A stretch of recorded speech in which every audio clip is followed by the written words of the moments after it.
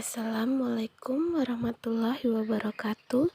Selamat datang di channel review drakor. Cerita dimulai saat Dayang Hong membawa Pangeran Liyun, tetapi Okjung merebutnya kembali. Ia tidak mau anaknya diambil saat ini. Ratu keluar dan mengingatkan Okjung dengan janjinya kepada Ibu Suri untuk menyerahkan anaknya kepada Ratu. Okjung masih menolaknya. Ratu mendekat dan meminta Pangeran Liyun untuk diserahkan. Okjung menghindar.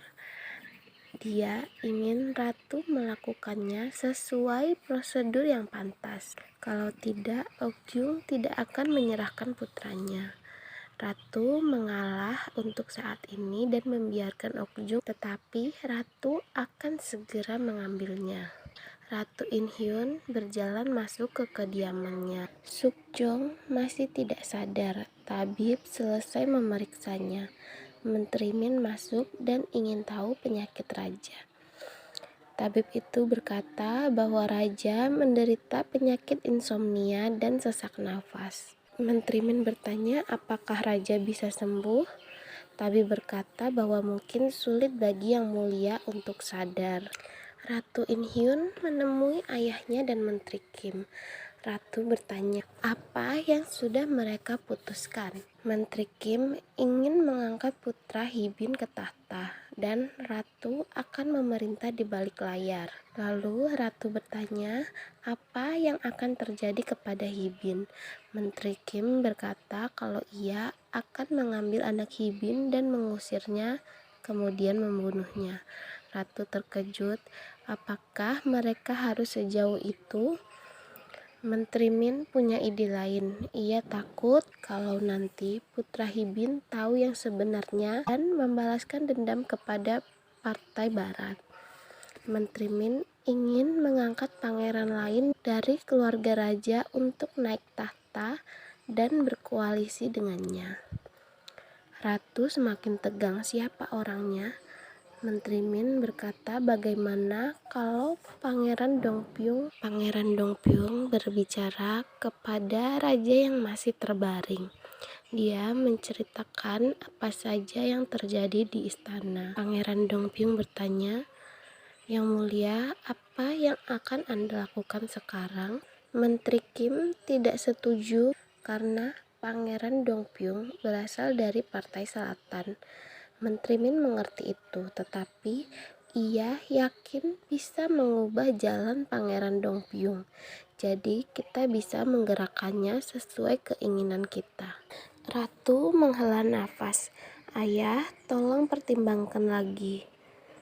Menteri Min berkata, baiklah, kita naikkan dia ke tahta atau kita membunuhnya.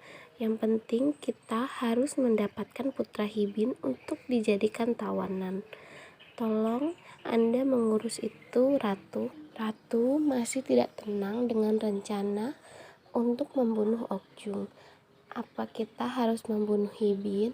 Menteri Min berkata bahwa ia sebenarnya ingin membunuh semuanya, Raja, Hibin, dan putra mereka. Pangeran Dongpyung jalan masuk ke tempat pertemuan. Sudah ada Menteri Min di dalam. Pangeran Dongpyung berkata kalau ia memang sudah lama ingin masuk ke tempat ini. Menteri Min menunjuk ke arah kursi para menteri. Posisi itu atau posisi yang di sana. Ia menunjuk tahta raja.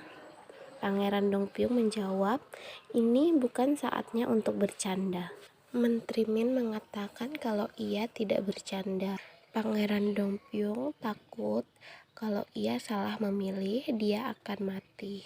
Menteri Min meminta Pangeran Dongpyung tidak berpikir seperti itu dan harus membuat keputusan. Pangeran Dongpyung, kau hanya punya dua pilihan, ikut memberontak atau mati terbunuh. Ratu ke depan kediaman Okjung. Ia melihat tandu putih sederhana yang akan digunakan untuk membawa Hibin keluar istana. Ratu menyuruh Dayang Hong mengambil wonja keluar. Dayang Hong masuk bersama beberapa dayang lainnya. Hibin tentu saja melawan sekuat tenaga. Hibin berteriak. Pangeran Liyun pun menangis. Ratu berjalan masuk dan semua orang menyingkir. Ratu mengingatkan Okjung pada janjinya. Okjung membantah dan mengatakan Ratu tidak memiliki anak, jadi dia tidak tahu bagaimana rasanya jika anaknya dirampas. Ratu tersenyum dingin.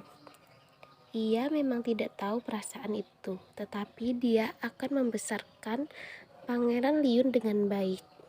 Ratu hanya akan memerintah di balik layar melalui Wonja, tetapi ayahnya punya pemikiran lain. Tidak mungkin ayahnya akan membiarkan Okjung dan anaknya tetap hidup. Okjung tidak mempercayainya. Ratu berkata ia akan membiarkan Okjung keluar dari istana dengan selamat. Tetapi berikan Liyun kepadaku.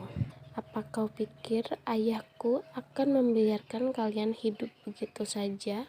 Okjung benar-benar tidak berdaya. Beberapa saat kemudian, Ratu In Hyun berjalan keluar diikuti Dayang Hong yang menggendong Pangeran Liyun. Okjung lari keluar dan berteriak memanggil anaknya. Ratu pergi dengan tandu. Ratu tersenyum memandangi Liyun yang sedang tertidur. Dayang Hong meminta Okjung segera masuk ke dalam tanduk. Okjung bertanya mereka akan membawanya kemana. Dayang Hong menjelaskan kalau Okjung harus meninggalkan istana dan menjadi biarawati. Okjung marah tetapi tidak punya pilihan lain saat ini. Dia terpaksa masuk ke dalam tandu dan meninggalkan istana. Pangeran Dongpyung berjalan di tengah tempat pertemuan. Pangeran Dongpyung mencoba duduk di atas tahta, lalu menyentuh beberapa hiasan di meja. Menteri Min masuk, Pangeran Dongpyung pun langsung berdiri. Menteri Min berkata kalau Pangeran Dongpyung tidak perlu cemas, dan berkata kalau posisi itu benar-benar cocok untuk Anda. Pangeran Dongpyung duduk lagi dan berkata kalau dia tidak merasa gugup ada di sini. Menteri Min menjawab, kalau Pangeran Dongpyung mau duduk di sana, ia akan siap untuk membantunya. Menteri Min menghadap Ratu. Ia ingin Pangeran Liyun dibunuh, lalu Hibin dipaksa bunuh diri. Ratu terkejut. Ayah, bukankah kita sudah sepakat bahwa saya akan memerintah di balik layar? Menteri Min berkata mereka hanya membutuhkan orang yang bisa duduk sebagai raja, dan Pangeran Dongpyung sudah bersedia naik tahta.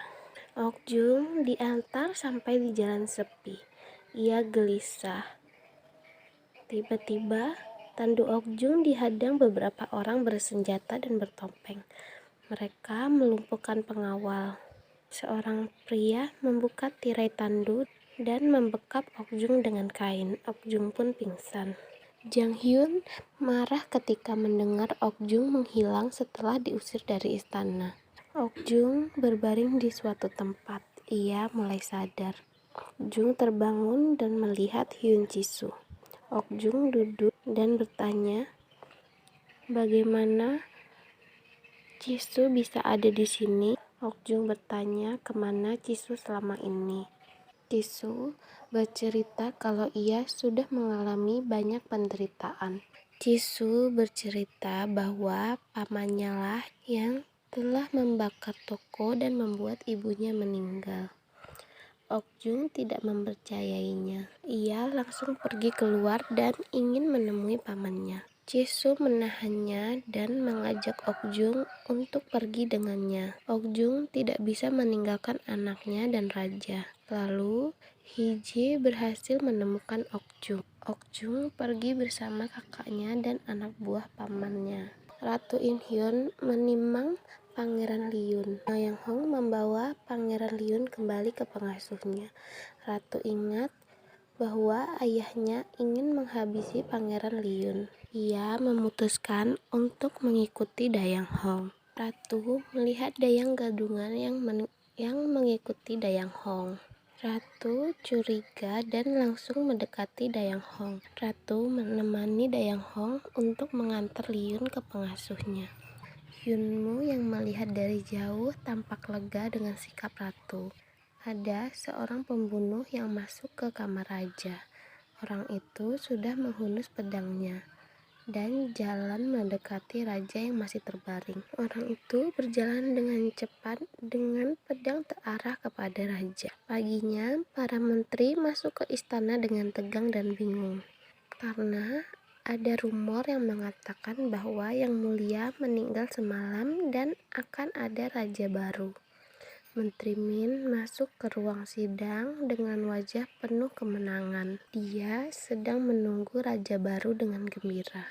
Pangeran Dongpyung berjalan dengan membawa stempel kerajaan diikuti para kastim. Pangeran Dongpyung tersenyum. Kemudian terdengar pemberitahuan bahwa Yang Mulia tiba. Pintu terbuka dan Sukjong yang sehat berjalan masuk ke dalam. Sukjong berjalan di tengah para menteri dan menikmati setiap langkahnya. Para menteri kebingungan dan merasa resah. Menteri Min syok. Raja sengaja berjalan perlahan dan melihat ke ayah mertuanya. Sukjong duduk di tahta. Semua menteri membungkuk dengan wajah tegang. Sukjong pura-pura heran, kenapa dengan wajah kalian? Apa kalian melihat hantu? Sebelumnya, saat Pangeran Dongpyung duduk di samping Sukjong dan mengeluhkan keadaan kerajaan, Yang Mulia, apa yang akan Anda lakukan sekarang? Sukjong tersenyum lalu membuka matanya. Jadi selama ini ia memang sudah sadar. Sukjong duduk dan mendengar apa yang terjadi pada Hibin dan anaknya. Sukjong menghela nafas. Raja ingin Pangeran Dongpyung membantunya. Lalu Pangeran Dongpyung bersikap seolah tertarik dengan rencana Menteri Min untuk naik tahta menggantikan raja. Malamnya saat pembunuh bayaran itu masuk, Yunmu muncul dan mengarahkan pedang ke leher pembunuh itu. Pasukan raja masuk ke dalam dan mengepung pembunuh itu. Raja tersenyum lalu duduk. Pembunuh itu syok dan menjatuhkan pedangnya. Raja dengan dingin berkata ke pembunuh itu, "Katakan saja kau sudah membunuh raja kepada mereka, maka aku akan membiarkanmu hidup." Sukjong berbicara secara pribadi dengan Menteri Min.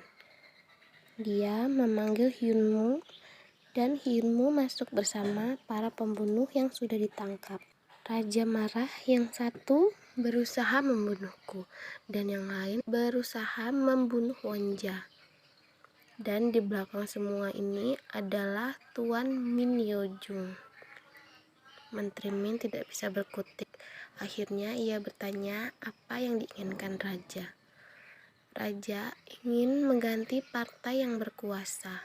Kalau Menteri Min tidak mematuhinya, ia akan dituduh melakukan pengkhianatan.